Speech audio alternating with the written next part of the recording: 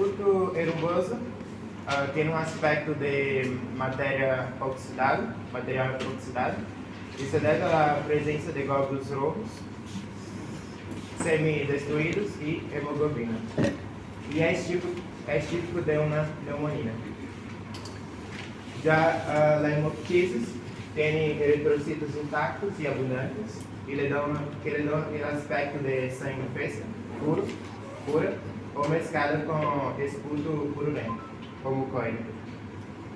Ahora, hablando de otro motivo de consulta, tenemos la cianosis, que es una coloración azulada de la piel o mucosa, de las extremidades también del cuerpo humano, y está asociado con la disminución o la falta de oxígeno.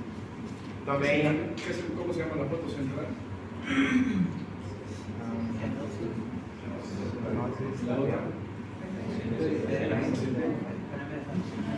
Acrocianosis. Cianosis central y acrocianosis, que son dos elementos importantes.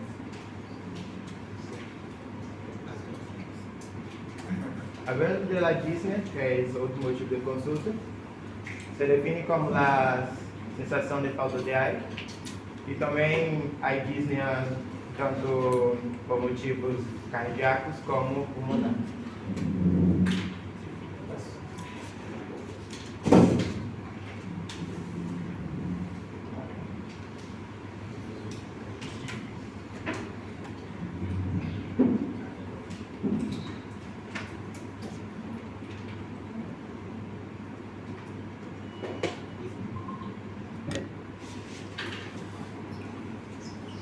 Entre las clasificaciones de la disnea tenemos el paciente que no siente falta de aire o siente cuando hace un ejercicio mucho intenso, se clasifica como 0.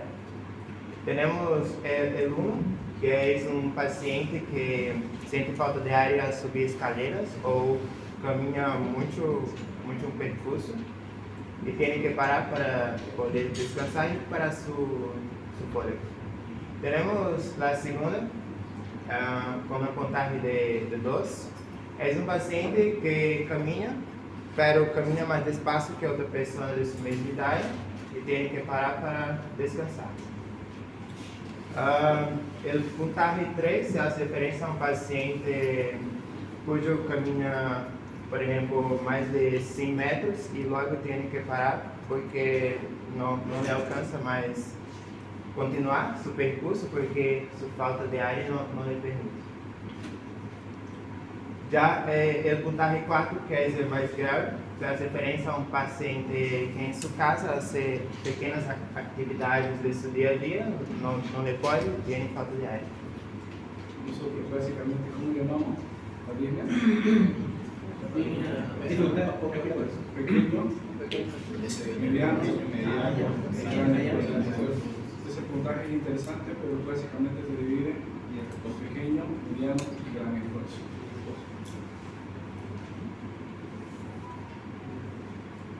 Ahora hablando del siguiente, tenemos el dolor torácico.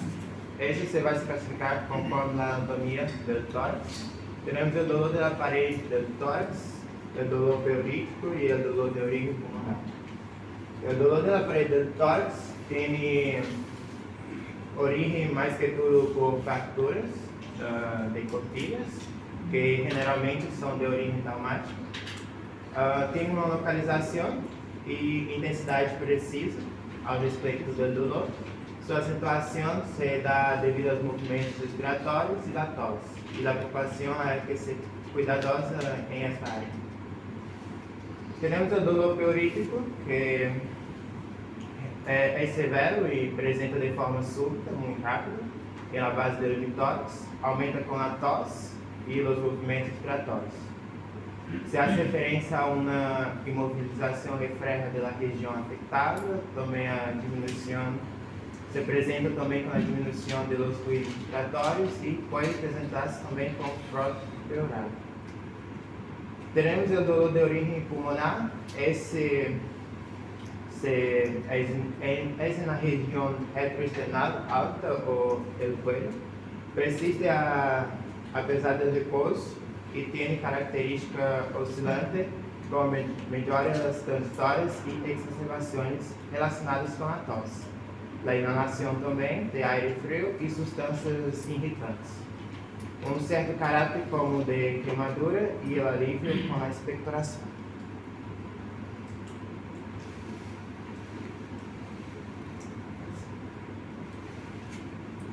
Bueno, isso seria tudo em respeito da minha exposição e vai continuar com o microfone. Sim, passando. Pero tengo que apuntar la compañera. Buenas noches, doctor. Buenas noches, compañeros. Siguiendo con la presentación, vamos a hablar sobre el examen físico del aparato respiratorio.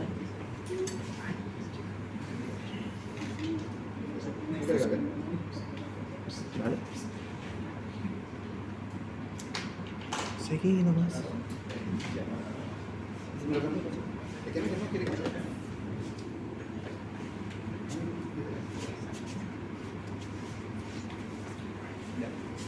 El examen físico del aparato respiratorio, como primer punto tenemos inspección, luego palpación, luego perfusión y ocultación.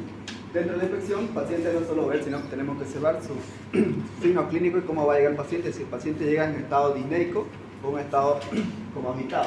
También tenemos que, aparte de la vista, tenemos que hacer con el olfato. Con el olfato, si el paciente no va a llegar con olor a acetona, que nos sugiere un diagnóstico de cetoacidosis diabética, o si el paciente nos llega con olor fétido o putido, que nos sugiere un enfisema putido. Sí, correcto.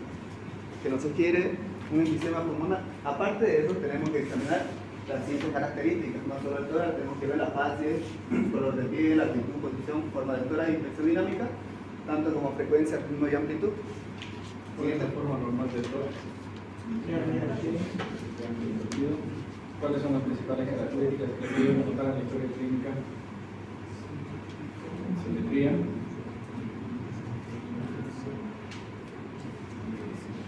Infección, ¿qué debe colocarse? Ustedes están haciendo historia clínica, ¿qué se coloca en la historia clínica? La infección.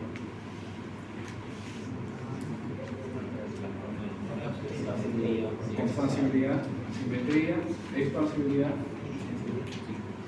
También distensibilidad son lo que se llama excursión en el tórax. Expansión y excursión, que son dos elementos importantes. Simetría, forma, expansión, excursión, que son elementos importantes. Y dentro de lo que va a hacer también los movimientos respiratorios, que son importantes, fundamentales, y la utilización de músculos accesorios. ¿Cuáles son los músculos accesorios? Aleteo nasal, tiraje intercostal, retracción. No sepamos mucho el tema. Aleteo nasal, disociación toracoabdominal y aumento del hueco supraclavicular, que son los elementos importantes que ustedes tienen que saber reconocer ahí en lo que está hablando su compañero. Seguí, por favor. Continuando con las siguientes características que debemos examinar en el paciente, básica técnica. Dentro de los rasgos que vamos a observar, vamos a ver una serotonina, una quilosis, una notalmia y un aspecto triste. Quilosis indica la textura que aparece aquí en las grietas de la comisura del labio, noctalmia comenzamos el hundimiento del globo ocular, y esto es muy característico o que nos sugiere una tuberculosis pulmonar. Dentro de las actitudes tenemos una actitud que es la actitud inesta. En este paciente vamos a ver que tiene una dificultad respiratoria porque el paciente va a estar o necesita estar en una posición semipobre. Siguiente, por favor. Dentro de otras características que vamos a ver en la infección son los dedos y uñas. Los dedos es palillo de tambor y la osteopatía hipertrófica. Ambos están relacionados con la hipoxia crónica. ¿Por qué? Porque esto eleva la angiogénesis y hace que los vasos se formen dentro de los vasos otro vaso existente y se demuestran en los dedos. Siguiente. Luego, otro dato que tenemos que ver en la infección es la respiración normal. La respiración normal es la extracción del pulmón en el momento de inspiración y expiración. Otro dato que se va a tener en la frecuencia respiratoria, porque sabemos bien que no es lo mismo un niño con un anciano. El niño va a estar de un año, por ejemplo, está unos 40 40 respiraciones por minuto, y en el anciano ya tiende a bajar su elasticidad pulmonar. ¿Qué tipo de respiración tiene el niño? Abdominal. El adulto. Inferior. Torácica inferior. ¿Cómo torácica respiratoria? ¿Cuál de las tres signos de dificultad respiratoria? El superior en la mujer sería La abdominal, me gusta la abdominal. ¿Qué está utilizando? No está utilizando la abdominal. ¿Qué está utilizando?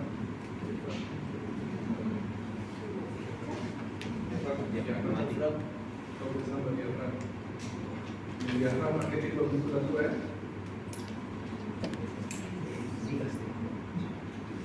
¿Qué tipo de músculo es el diafragma? ¿Cómo se desarrolla?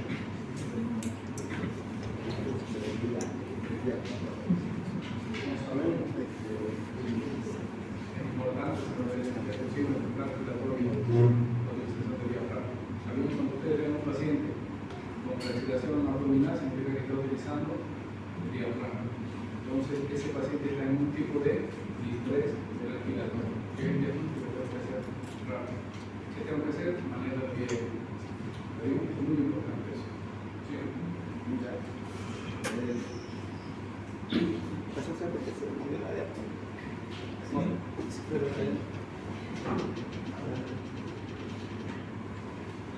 sé bien.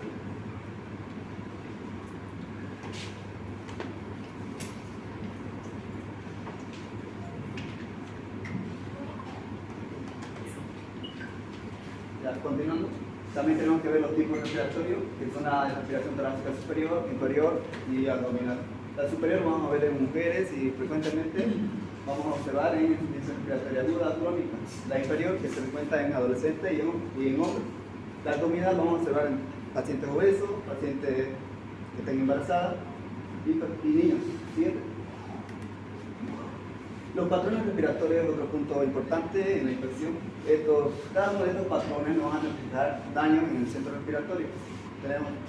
Tenemos la bradigna, taquimia, la Ecmonaul, la EBIO, cada uno de ellos nos reflejan daño en el centro respiratorio. Y la EBIO, que nos va a dar una lesión vulvar, por ejemplo la Ecmonaul, una cetoacidosis diabética. La taquimia puede ser por una intoxicación por opoide. La bradigna, bien que es la respiración disminuida, puede ser en pacientes que lleguen agitados o estén en un ataque de pánico. ¿Sí? Otro punto es los tipos de tirajes, porque hay que tener en cuenta los tipos de tirajes porque es un signo de dificultad respiratoria. Tenemos los supraclaviculares, los supraesternales que arriba, los intercostales, intermedios de la costilla, los subcostales de los intercostales. Vamos a ver los tórax normal y tórax patológico. ¿Sí? ¿Sí? Esta es una forma de tórax que es normal, es el brevilíneo, se va a presentar en pacientes que son de baja estatura y obesos y mayormente tienen un diámetro grande. ¿Bien? Otro es los niños, que la caja torácica es cilíndrico, las costillas van a estar tipo horizontal. ¿Sí? Ahora vamos a ver los tórax patológicos. Uno de ellos es el tórax piramidal. Este tórax piramidal es un signo característico del síndrome de Marfan. Y el síndrome de Marfan también está relacionado en aquellas personas que son delgadas, son bastante nutridas. Y aquí en esta imagen se observa a la persona que va a tener una prominencia o un excesivo desarrollo de la caja torácica. Este es otro tórax patológico que es el petrocavatum. Aquí en la imagen apreciamos que hay un hundimiento en el esternón. Y si este hundimiento es severo, el paciente va a entrar en una dificultad respiratoria. Otro es el tórax entoner. Este paciente va a tener un diámetro transversal y anteroposterior va a estar bien ampliado y se presenta en pacientes enfisematosos y ancianos. Otro punto que es importante ver en infección son las masas, que no están directamente relacionados, pero sí se va a observar, por ejemplo, los quistes sebáceos, los linfomas, el cáncer de mama. El cáncer de mama, a través de la metástasis pulmonar, un quiste sebáceo a través de la infección y de la etiolosis pulmonar. Bien. Otro punto que vamos a observar son las manchas hipertónicas. Estos pacientes que están con tuberculosis, vamos a ver en pacientes que tengan trombocitopenia, van a tener a salir las pelequías. ¿Sí? Ahora entramos al siguiente punto importante, que es la palpación. En la palpación la vamos a realizar para encontrar los hallazgos patológicos. Ni bien a la palpación vamos a encontrar dolor. Siguiente. Luego de la palpación vamos a evaluar lo que es la expansión pulmonar. La expansión pulmonar es la capacidad que tiene el pulmón para distenderse. ¿Sí? ¿Y cómo lo vamos a realizar? ¿A través de qué maniobra? Es la maniobra del robador y se la hace arriba, en la parte inferior y en la parte media de la pared posterior de la caja torácica. Siguiente. Otro dato importante que en la palpación vamos a realizar maniobra. La maniobra es Monderex, que se realiza en la parte posterior. ¿Y con qué fin? El fin es buscar las vibraciones de la pared torácica. Y se le pide al paciente que digan las palabras que hacen que resuenen los pulmones, ya sean con palabras de 33 o ferrocarril o que tengan doble R. ¿Sí? ¿Qué vamos a encontrar en el ejercicio bucal? Vamos a ver si está aumentado o si está disminuido. ¿Cuándo va a estar aumentado? Cuando la vía aérea va a estar permeable. ¿Cuándo va a estar disminuido? Cuando va a haber una obstrucción. Y se va a ver en estas patologías, en estas consolidaciones pulmonares. Bien. Otro punto importante es la percusión del tórax. En esta percusión del tórax hacemos la técnica del dígito dental de Gerard. Vamos a encontrar uno, la resonancia, que es el sonido normal de toda el área pulmonar. Otro, la matidez en la área precordial, donde está material sólido. Otro, una hiperresonancia, se encuentra cuando hay mucho aire, por ejemplo, en neumotórax. Siguiente. ¿Cómo va a ser la secuencia? Vamos a hacer de manera comparativa y alternativa. Empezamos del lado derecho, encontramos una submatidez, que es el hipocondrio derecho, y está el hígado. El lado izquierdo, igual el costado izquierdo, vamos a encontrar un timpanismo. ¿Por qué? Porque se va a encontrar el punto gástrico. Acá lo que les decía, se empieza de manera comparativa y alternativa, llegando hacia la base pulmonar. Y esto es los sonidos que les decía, que se va a encontrar matidez, lo que vimos en semio. Y siguiente punto, la auscultación del tórax, que es el cuarto punto del examen físico. Vamos a hablar un poco de historia. ¿Quién fue el que inventó el estetoscopio? Fue un francés en 1816. Fue Lianex, que es el padre, el inventor del estetoscopio. Y de arriba de la pared habla griego. Tetos significa pechos y copios observar. Siguiente. Acá vemos una gráfica de los años, cómo fue transcurriendo, cómo se fue haciendo más sofisticado el estetoscopio. Siguiente. La técnica auscultatoria vamos a realizarle al paciente quien tiene que estar descubierto el tórax, tiene que estar con los brazos colgados y vamos haciéndole descender hasta las bases pulmonares de forma simétrica y alternante. Bien. Y acá hacemos la pulsación de anterior a posterior de forma simétrica y alternante. Otro punto que vamos a ver en la auscultación son los sonidos normales. Tenemos el ruido larinotraqueal, que vamos a escucharlo en el momento de inspiración, que va a ser laringe, tráqueo, bronco. El otro, el ruido broncovesicular, que igual lo vamos a escuchar en el infraclavicular derecho y también en el espacio escapulovertebral que se encuentra atrás. El otro sonido normal es el murmullo vesicular, que se encuentra en inspiración y está en todo el área pulmonar. ¿Cuándo se va a ver disminuido el murmullo vesicular? Cuando tenemos dificultades respiratorias o hay alguna consolidación pulmonar. ¿Sí? Ahora aquí vamos a ver los sonidos normales, efectores y fonos. ¿Sí? Uno de ellos, de los efectores, son los crepitantes. Los crepitantes son ruidos finos y se lo observa o se le escucha cuando nosotros hacemos sonar los dos cabellos, se chocan y es un sonido que es muy semejante cuando se le escucha en la auscultación. ¿Cuándo es? ¿Cuándo vamos a escucharlo? Cuando hay una acumulación de líquidos pulmones, una neumonía. Bien. Otro de los detectores es el bronco. Estos son ruidos más gruesos y se le escucha cuando hay secreciones en los broncos. Bien. Otro, la sibilancia, que es muy común cuando el paciente tiene asma, donde se va a escuchar cuando en el momento de que el paciente expire, o también se le puede escuchar sin el estetoscopio. Otro es el estridor, es un signo de destrucción presente en la gingitis o cuerpos estelarios.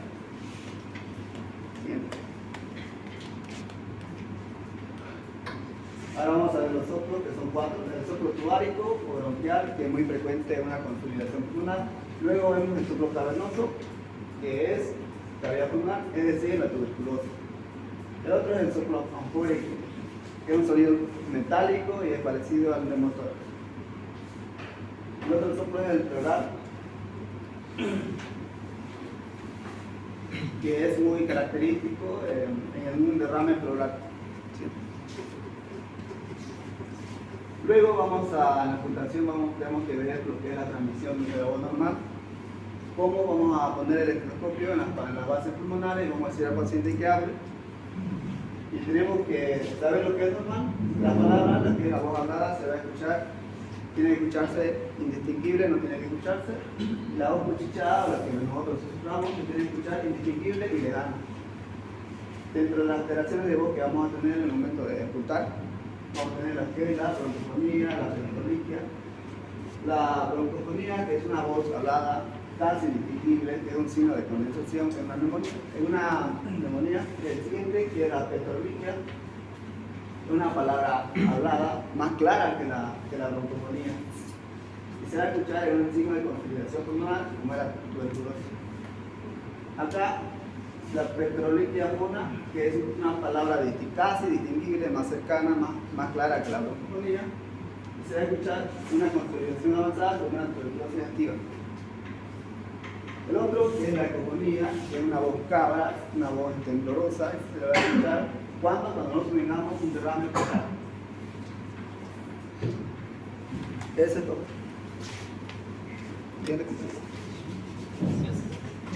Buenas noches, doctor. Buenas noches, compañeros.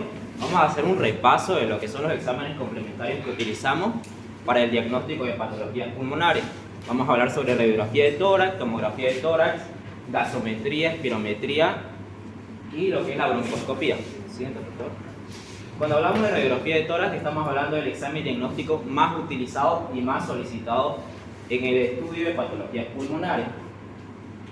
Como podemos ver, lo que debemos recordar para poder repasar lo que es la radiografía de tórax es la anatomía del tórax, que ya fue explicada por mi compañera Ángela, donde hablamos de los huesos, de las partes del pulmón, de los lóbulos y del corazón. Y debemos de saber las densidades radiológicas, tanto como se van a ver en una radiografía: el aire, la grasa, el tejido graso, el agua, el calcio, en este caso los huesos, y el metal. Siguiente, por favor.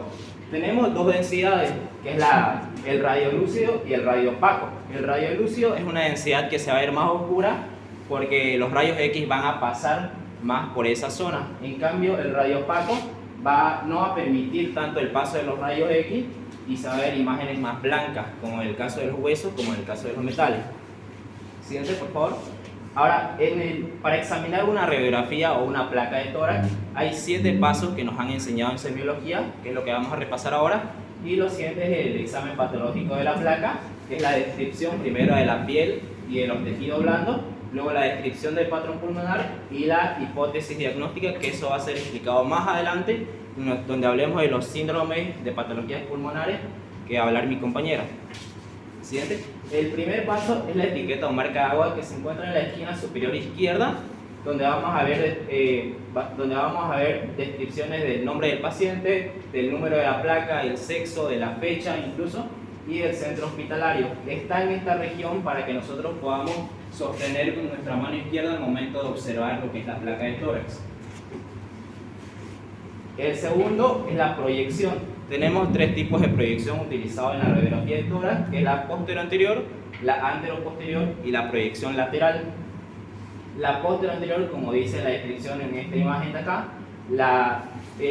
podemos observar que las clavículas están en B, podemos observar costillas arqueadas, una burbuja o vía gástrica que se encuentra presente en esta región de acá, la silueta cardíaca se va a observar bien conservada, la apófisis espinosa en tienda de acampar, las escápulas afuera del campo pulmonar, que es el signo mediante el cual la mayoría de médicos y estudiantes se guían para poder decir si la proyección es posterior o anteroposterior. Y siguiente, por favor. Ahora, en la anteroposterior, que es usada solamente cuando el paciente está en decúbito supino, es utilizada en casos especiales, donde podemos ver que las clavículas están horizontales. Vemos la escápula que está dentro del campo pulmonar. En esta imagen no se puede apreciar bien, pero más o menos se lo aprecia en esta región de aquí. Hay otras imágenes donde es mucho más evidente que la escápula está dentro del campo pulmonar. Vemos la burbuja gástrica, que es poco perceptible, y hay una magnificación de lo que es el corazón. Es por eso que se habla de que en esta proyección anteroposterior no es tan confiable lo que es el índice cardiotorácico. ¿Siente? Ahora, en la proyección lateral, que se utiliza para nosotros poder apreciar mejor lo que es el mediastino y algunas partes pulmonares que no se lo puede apreciar en una proyección anteroposterior o posterior, se la solicita. No es tan solicitada, solamente en casos especiales. ¿Siente? Ahora, la penetración que podemos observar en la primera imagen, que es normal cuando se puede observar 5 vértebras en esta región de acá, como vemos en la primera imagen. En la segunda vemos que la penetración es muy blanda cuando es demasiado blanca y es muy dura cuando es muy quemada. Vemos mucho más negro y se observan más vértebras en la imagen reloj. La cuarta, que es la rotación, que podemos tener una rotación si está centrado o está rotado la placa de tórax. Si está centrado, vamos a observar que tanto las apófisis de lo que son las clavículas se encuentran en la misma distancia con lo que es la primera apófisis espinosa de la vértebra. Y cuando está rotado, hay una que está mucho más alejada y el otro que está mucho más cerca. Y así nosotros podemos decir que la imagen está rotada. Siguiente, la simetría. La simetría no es nada más que observar que la clavícula, la epífisis de las clavículas, se encuentran en la misma distancia tanto en altura como lateralmente. En cambio, cuando es asimétrico, uno se encuentra más alejado o se encuentra más arriba y el otro se encuentra más abajo. Ahora, con el tema de la inspiración y la expiración, para nosotros saber si la placa de tórax se tomó en una inspiración correcta, vemos la notoriedad de 6 a 7 costillas anteriores, que podemos ver en esta parte aquí. Esta es una placa de tórax posterior anterior. Vemos 1, 2, 3, 4, 5, 6 costillas anteriores y 8 o 10 costillas posteriores en esta región de acá. Y ahora el índice cardiotorácico se mide tomando una medición en centímetros. Imaginemos que esta es una placa de tórax. Desde la parte central se mide en centímetros la distancia desde el centro hasta desde el segmento ancho de la silueta cardíaca derecha, lo mismo de la silueta cardíaca izquierda y todo lo que es el campo pulmonar, desde la parte izquierda hasta la parte derecha. Y se toma se hace esta fórmula, que es A más B, es la distancia entre ambas siluetas cardíacas, y C, que es la distancia de todo lo que es el tórax. Siguiente, vemos que en una persona normal el índice cardiotorácico tiene que estar menor a 0,50. Cuando hablamos de cardiomegalia, grado 1 está entre 0,51 a 0,55, grado 2 0,56 a 0,60 y así aumentando de 5 en 5 hasta el grado 4, que es mayor a 0,65. No es confiable lo que es el índice cardiotorácico en enfisema pulmonar, en pacientes obesos y en una proyección anteroposterior, como lo habíamos mencionado anteriormente. Ahora, cuando hablamos de tomografía de tórax, tenemos que saber que es la prueba de imagen diagnóstica más precisa y más sensible. ¿Por qué? Porque se hacen muchos cortes de plano axial de lo que es el campo pulmonar. Primero hablemos de las densidades, que hay hipodenso, hay isodenso, hipodenso, en esta parte negra de aquí, isodenso, que es esta parte como que no es muy blanca, tampoco es muy negra, y hiperdenso, que hablamos de los huesos. ¿Sí? Y ahora las indicaciones para una tomografía de tórax, primero es la evaluación de alteraciones que ya nosotros habíamos visto en lo que es la radiografía de tórax, pero queremos evidenciar con mayor característica esas alteraciones. Alta sospecha de patologías intratorácicas ocultas, estadificación y seguimiento de neoplasias malignas, estudio de lesiones vasculares y sospecha clínica de trombosis pulmonar. En las técnicas de imagen tenemos dos tipos de ventanas, que es la ventana del parénquima pulmonar y la ventana mediastínica. La ventana del parénquima pulmonar, como podemos observar, nos va a mostrar imágenes donde se observa más lo que es los lóbulos del pulmón, se observa más lo que es la trama vascular, los bronquios, y en cambio la ventana mediastínica, la parte pulmonar nos lo va a hacer más hipodenso, producto del aire que está dentro de ahí, y nos va a mostrar más lo que es el mediastino, la silueta cardíaca, la tráquea, los vasos grandes. ¿Siguiente? Este es un resumen de lo que nosotros debemos de saber en el caso de un tórax simple, una tomografía de tórax simple. Para el parénquima pulmonar lo pedimos en una sospecha clínica de radiografía de tórax, en una lesión focal, en esta canción en una lesión focal nodular, como en una tuberculosis. En el caso de una ventana mediastínica, en anomalías vasculares como un síndrome de la vena cava superior, que es producto de la compresión de la vena cava superior por un nódulo o por un tumor, neoplasias mediastínicas y el traumatismo torácico. Y cuando pedimos tomografía de tórax contrastada con contraste, pedimos en neoplasia maligna, como ya lo había dicho antes, para el diagnóstico, para la estadificación y para un plan de tratamiento. El diagnóstico podemos sacar una biopsia, diagnóstico para evaluar las imágenes, la biopsia más adelante con un broncoscopio. El tromboembolismo pulmonar, que nos permite observar la claridad de los defectos que hay, tanto en las arterias pulmonares como en su rama. En las infecciones mediastínicas, que nos permite delinear la ruta de propagación de la infección, y la evaluación de la pleura, que se utiliza para evaluar la sospecha de un derrame de tipo exudativo conocido o un empiema. Bien, cuando hablemos de gasometría, tenemos que saber que es un examen donde se saca sangre de arterias que son muy comunes, como vemos en la imagen, se está sacando una prueba en una arteria radial, donde se obtiene resultados del pH, se obtienen resultados del bicarbonato, del dióxido de carbono y de la cantidad de oxígeno y de hidroquinones que hay. Las indicaciones para el paciente es evitar el ejercicio intenso antes de la prueba, no fumar, no se requiere que el paciente tenga ayunas y no suspender medicación de base.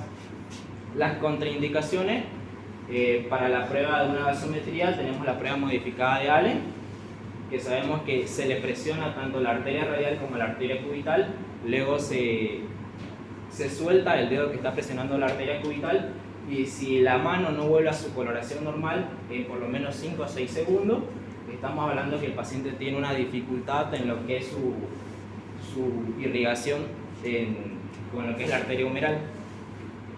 En lesiones o procesos infecciosos, en ausencia de pulso y en presencia de fístulas arteriovenosas.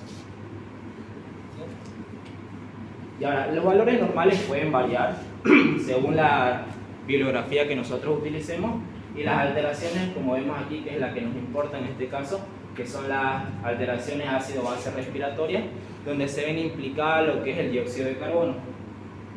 Vemos el dióxido de carbono, el CO2, que en una acidosis respiratoria va a estar alta, el pH puede estar bajo y el dióxido de carbono va a estar normal, y en cambio en una alcalosis respiratoria el dióxido de carbono va a estar bajo, el pH va a estar alto y el bicarbonato va a estar normal.